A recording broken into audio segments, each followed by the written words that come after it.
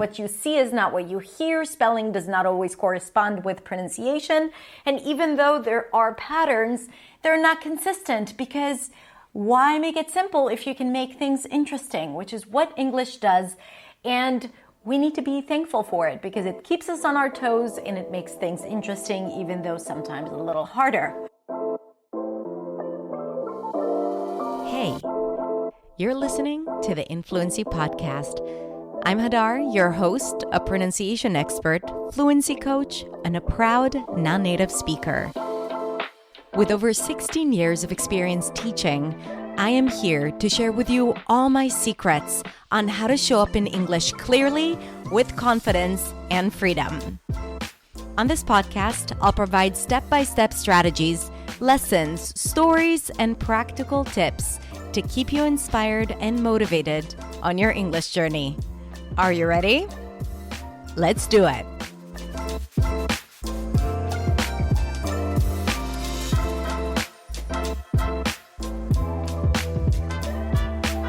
Mischievous or mischievous, epitome or epitome, entrepreneur or entrepreneur. In this video, we're going to talk about common pronunciation mistakes even advanced speakers make. These are pronunciation mistakes made by native speakers as well and non-native speakers. And the reason is because these words are not that common in spoken language, and when people don't hear it enough times, they may assume the pronunciation based on the spelling, which is not always correct because we already know that English is not a phonetic language. What you see is not what you hear. Spelling does not always correspond with pronunciation. And even though there are patterns, they're not consistent because why make it simple if you can make things interesting, which is what English does. And we need to be thankful for it because it keeps us on our toes and it makes things interesting, even though sometimes a little harder. Are you ready to get started? Common pronunciation mistakes even advanced speakers make. But before we start, a few words about me. I'm Hadar. I'm a non-native speaker of English, and I am here to help you speak English with clarity, with confidence, and with freedom.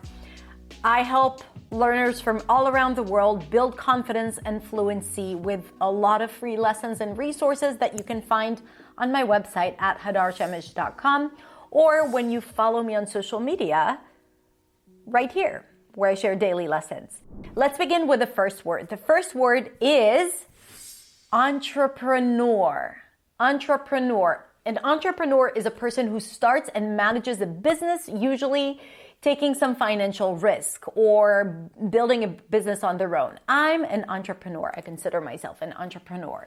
For example, she became an entrepreneur after launching her own company. People often mispronounce the word entrepreneur because of the spelling, because of that strange E at the beginning, but this word is derived from French and it kept the spelling. So the first sound in this word is on, open Oz and father. Entrepreneur, two schwa sounds. The TR together turns into a ch sound, tra, pra, and then you have three options. Either ner, in my opinion, that's the easiest for someone just trying to learn this word, entrepreneur, and the second option is entrepreneur, or, as in tour, entrepreneur. And the third option is neur with a y sound before the or. Entrepreneur. Entrepreneur, entrepreneur, entrepreneur with a y sound. The next word we're going to practice is mischievous. Mischievous, behaving in a playful way that causes small trouble but not serious harm. For example, the kids were mischievous during the break. Mischievous. A common mistake is to say this word as mischievous. Mischievous, probably because of the spelling. But the stress is on the first syllable, mischievous. Let's practice it a little bit. He's a mischievous kid. That was mischievous of you. That's pretty mischievous. Mischievous. Mischievous. Good. The next word is epitome. Epitome. flap T, if we're thinking about American pronunciation, epitome. Epitome is a perfect example of something. The epitome of patience. He's the epitome of patience because he's so patient. Epitome. I hear a lot of people say epitome because of the T-O-M-E spelling. Usually when you have O, a consonant and an E, the last vowel is going to be pronounced with a long O as in go, like hope or bone. But in this case, no. It's epitome. The O is actually a schwa. Examples. This is the epitome of comfort. So comfortable, I can stay here forever. It's the epitome of style, right? If I'm thinking style, this is it. The epitome of style. Or, she is so kind. You know what? She is the epitome of kindness. Epitome. The next word is hyperbole. Hyperbole. Hyperbole is an exaggerated statement, not meant to be taken literally. Hyperbole. For example, saying you waited forever is hyperbole. Hyperbole. And a lot of people say hyperbole. Hyperbole. And it's not. Hyperbole. Hyperbole. That's just hyperbole. Or, he uses a lot of hyperbole.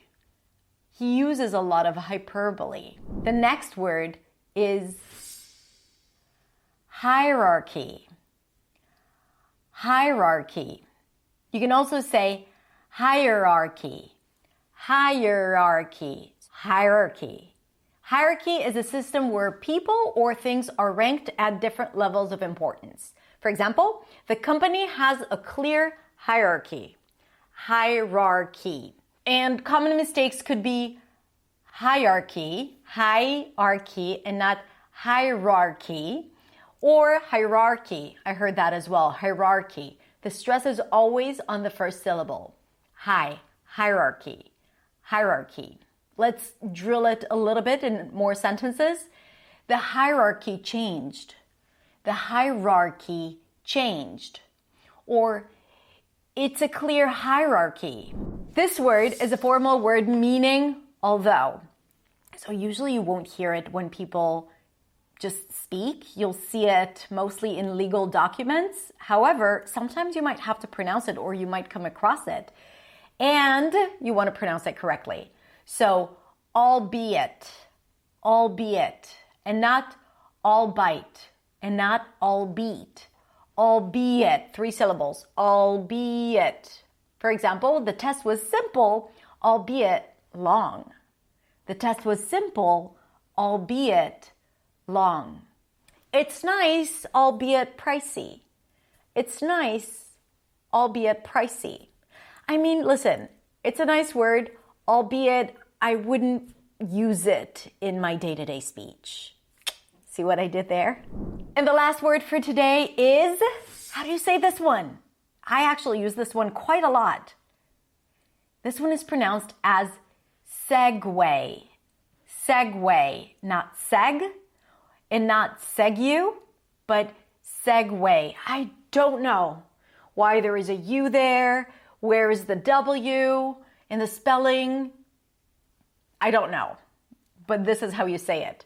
Segue. Segue is a smooth transition from one topic or activity to another. So right after my pronunciation explanation, I'll segue effortlessly into giving you examples. For example, the presenter made a nice segue into the next chapter. The presenter made a nice segue into the next chapter. Or, let's segue to the next point. Let's segue to the next point. All right, that is it. These are words that even advanced speakers often confused when it comes to pronunciation, and native speakers too, because of the spelling, because these words are not used in day-to-day speech. They're not that frequent. But either way, when you learn the pronunciation of a new word, especially if you've gotten used to pronouncing that specific word differently, the way to change pronunciation patterns is, first of all, to understand the mistake, to understand how you used to make it versus how you're expected to make it, to pronounce it slowly. It's kind of like you build the new muscles of pronouncing this word.